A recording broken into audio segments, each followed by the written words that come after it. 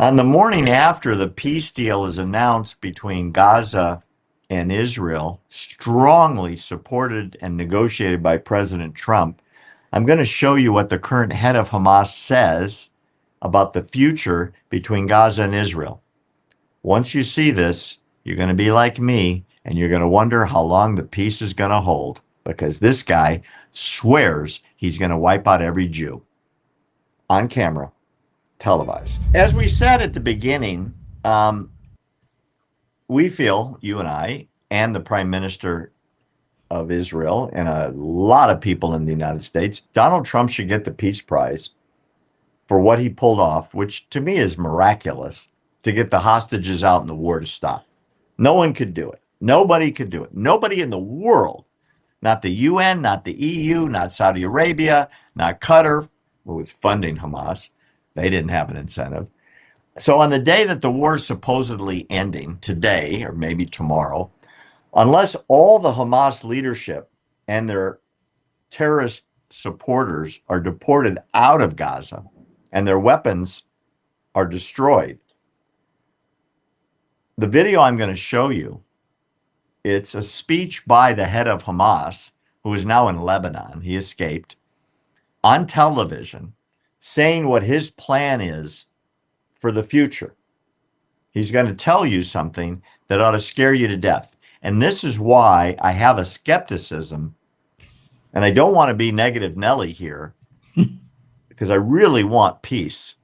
But when people believe what this guy believes, and there's tens of thousands, if not 1 million people left in Gaza that believe in him, this ought to tell you that Donald Trump's deal may not be a long-term hold. Let's take a look at what he has to say. And when you listen to the words, well, you're going to read the translation as well, you're going to get scared. إسرائيل دولة لا مقام لها على أرضنا.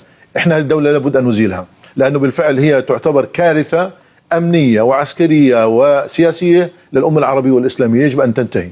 لذلك احنا لا نخجل من نقول ذلك بكل قوة، إنه إسرائيل لازم نأدبها، وحنأدبها مرة ثانية وثالثة، ومش هذا حتكون طوفان الأقصى أول مرة، لا حتكون ثانية وثالثة ورابعة، لأنه احنا لدينا إصرار ولدينا قرار ولدينا إمكانيات أن نقاتل نعم. ونحارب. لكن كما قلت لك بدنا ندفع ثمن. نعم احنا مستعدين، معلش بدي أقول لك بشكل واضح، احنا اسمنا شعب الشهداء وبنفخر أن نقدم شهداء. احنا لا نريد أن نمس لا بالمدنيين ولا أن نلحق الأذى بهم، لكن أوقات لأنه في تعقيدات في الميدان صارت في منطقة موجودة، وكان هناك في احتفال وكان في سكان وفي منطقة واسعة ليست سهلة على امتداد تقريبا 40 كيلومتر. يجب أن ننتهي. أن ينتهي وين؟ بقطاع غزة؟ ينتهي إلى، لا بتكلم عنه كل الأراضي الفلسطينية.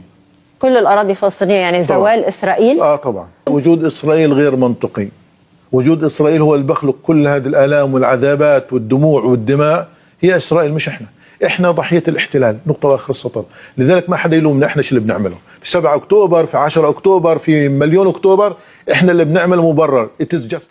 He wants to repeat the Al-Aqsa flood, which is the Hamas name for the massacre on October 7th, on the 8th, the 9th, the 10th, 1 million times until we annihilate all of them.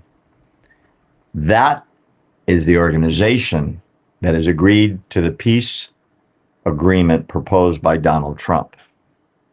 Do you believe that they'll honor it long term? No, not at all. You know, I'm the first one to tell you, I don't think they're going to hold up to it. I say it every time. Barry, I wanted to come on today and say that I was wrong. I want to say I'm wrong. That they're going to hold this agreement, and they're going to stand strong. They want peace. You know, they're the religion of peace, so of course they want peace, right? So no more fighting, no more holding hostages, release all the hostages, and we're just going to go back to rebuilding this beautiful city, this beautiful location, beachfront. We're just going to go back to the way things were, peaceful, but nope, can't do it. And one thing that stood out to me, reading the caption on that, Barry, and she says the occupier, she go, you mean Gaza? He says, no, all of what they call Israel. But he says all of Palestine. Meaning, after he just said in the caption that we don't want to hurt civilians, but they want to eliminate everybody in Israel. What? I mean, I don't think they realize what they're saying, or people just not paying attention. Did you catch that? Oh yeah, when he talked about what happened at the Nova Festival, that they don't intend to kill civilians. The Nova Festival was thousands of kids at the Nova Peace Festival dancing to music to celebrate peace. They annihilated everybody they could get their hands on. Remember the kites that they came in on, the hang gliders with machine guns, dropping hand grenades, chasing people and burning them alive in cars and in the bomb shelters, and the people that climbed into ditches, they set them on fire. It is so brutal, the likes of which the world has not seen since World War II in the concentration camps. And this guy is saying, we'll do it again and again and again and again, 1 million times. Yeah. Barry. That is the organization that signed the deal yesterday proposed by Donald Trump. Yeah. So I think they're just trying to buy themselves time.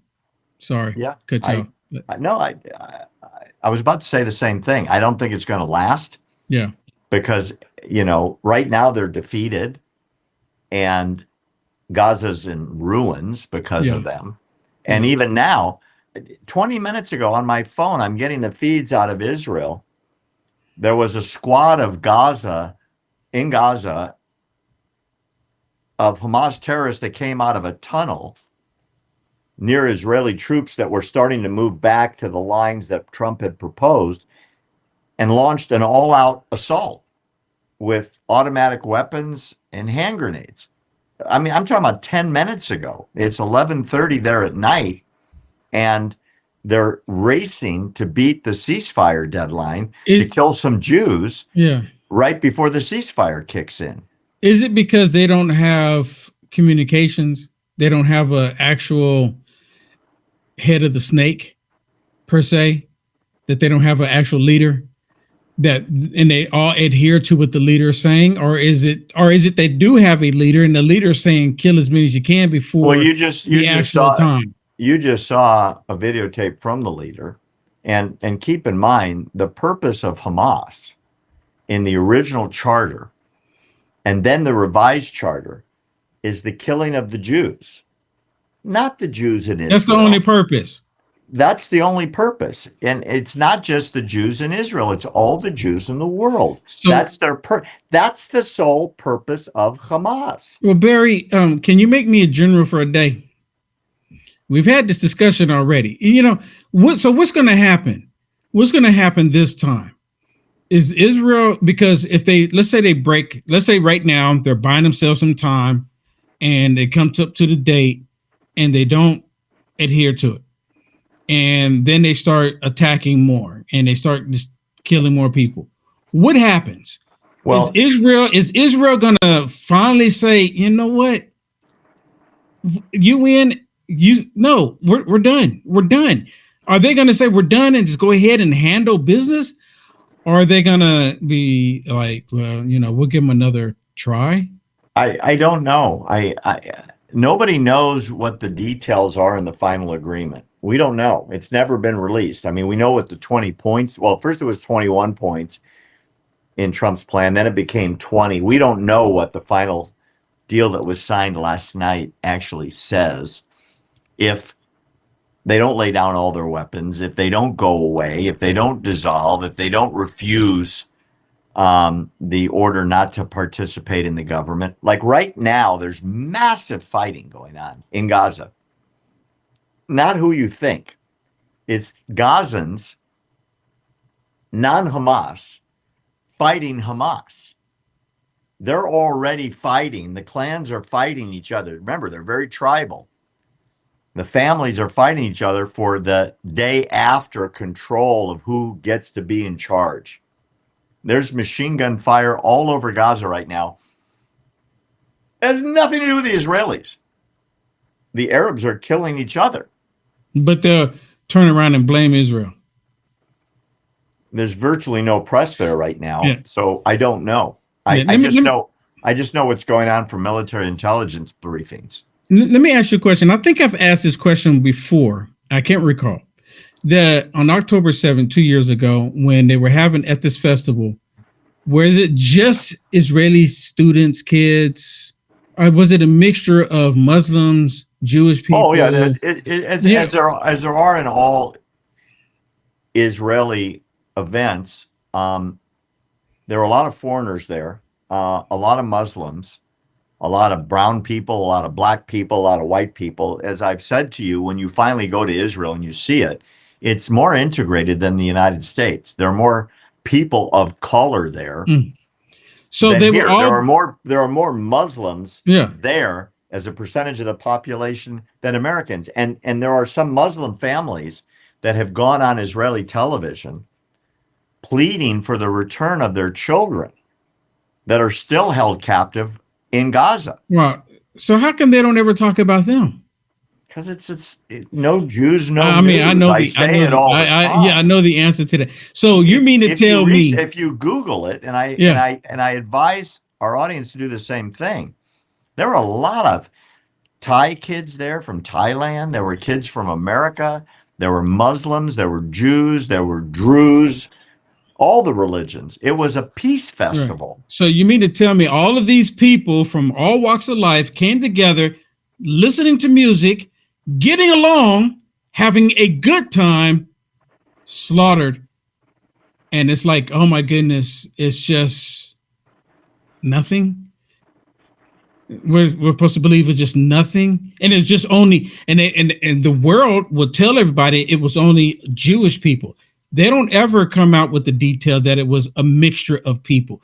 I'm pretty sure you've seen it. It only happened to Jewish people, but it was a mixture of people.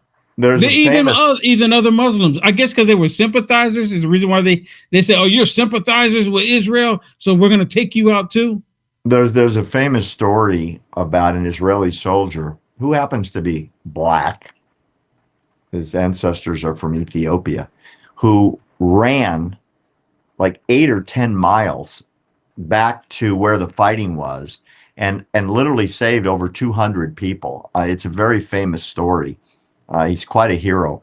But there were lots of stories like that. These people in Israel, we don't understand it here. There is no segregation, contrary to Candace Owens' idiotic statement. Everybody lives together or whatever neighborhood they want to live in. Keep in mind, the head of the Supreme Court was a Muslim when the former prime minister was locked up in jail for bribes. A Muslim put a Jew in jail in Israel. There are heads of the head of the largest bank in Israel is a Muslim. The heads of hospitals, the doctors are Muslims. Wait. Because you always hear they say the Jewish people control the banks. And you're telling me in Israel. Look it up. You know, I've heard it, not ever did believe it, because there's rich people all over the planet, all walks of life. Bill Gates, he's not Jewish, is he? Is Elon Musk Jewish? And both of them are filthy rich. They're like the richest men in the world. But they point, oh my goodness, the Jewish people, the bankers. It's propaganda, is what they do. It's propaganda pushed out by these radical, and I have to refer to them because there's a lot of Muslims, and I was really interesting to me because I found out that Muslims there's some conservative Muslims. They're not liberal, not radical liberal. It's the radical liberal ones that's pushing all this nonsense. Well, thank you for that, Barry.